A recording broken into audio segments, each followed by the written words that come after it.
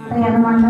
మరి నేను వేరే చర్చికి వెళ్ళినప్పుడు ఆ కొడుకు మీద తగాదాడి అసలు చర్చికి రావాల్సిందేను, రాకపోతే నేను కాదు ఎక్కడ వెళ్తానికి లేదు అని చాలా వారాలు తగాదాడి. నేనేమో రాను, ఎన్నో సంవత్సరాల నుంచి నేను ఆ చర్చికి వెళ్తున్నాను, నేను రానంటే కాదు, అసలు రావాల్సిందే, అక్కడ దేవుడు ఉన్నాడు, రావాల్సిందే, నేను ఊరుకాను, అసలు ఊరుకాను, నేను తగాడాలి మంట ఇక్కడ అమ్మ బాధపడలేక నేను అసలు చర్చికి వెళ్ళు, మా అమ్మతో నేను గెలవలేను తగాద రాకుండా మీద ఆ చర్చికి వెళ్ళని చెప్పి నేనంటే ఇప్పుడు దేవుడు నా మనసు మార్చి నేను కూడా ఈ చర్చికి రాకయ్యాను.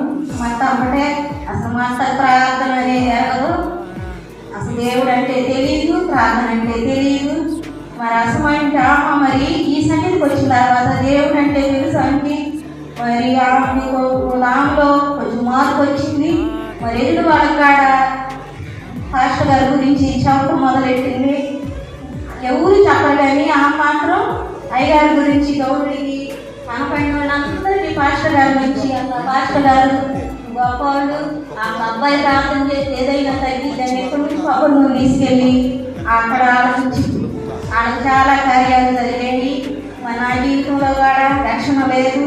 మరి సన్నిధికి వచ్చిన తర్వాత దేవుడు నాకు అనేక కార్యాలు నా జీవితంలో చేశాడు. ఎంతో శోధనలో నుంచి నన్ను పైకి లేపాడు.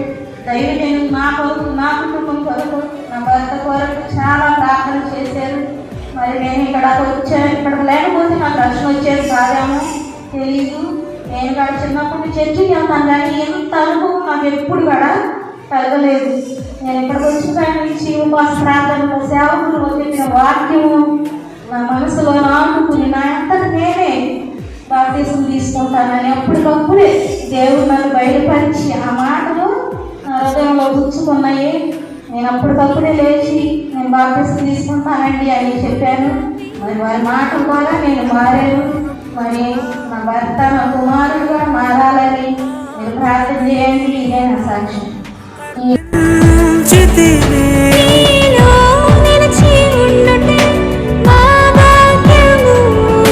నీ కొరకై జీవించదము. ఘటాన్ని ఘనంగా కాపాడుకోవాలి. నీ శరీరం దేవుని ఆలయం.